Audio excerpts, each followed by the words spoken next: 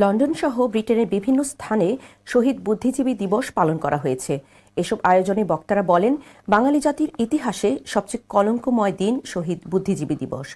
পাকিস্তানি হানাদার বাহিনী যখন তাদের পরাজয় নিশ্চিত হয়, তখনই তারা আমাদের শ্রেষ্ঠ সন্তানদেরকে হত্যা করে।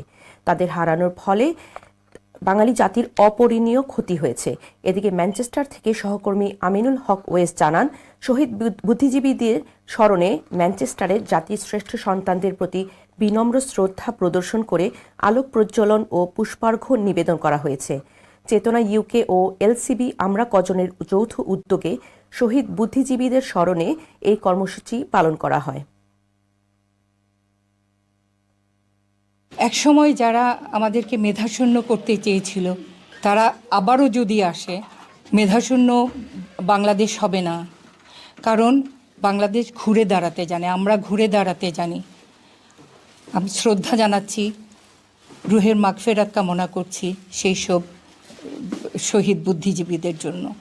আজকের শহীদ বুদ্ধিজীবী দিবসে আমরা চেতনা এবং এলসিবি আমরা কজনের পক্ষ থেকে শহীদদের প্রতি আমরা শ্রদ্ধা জানালাম।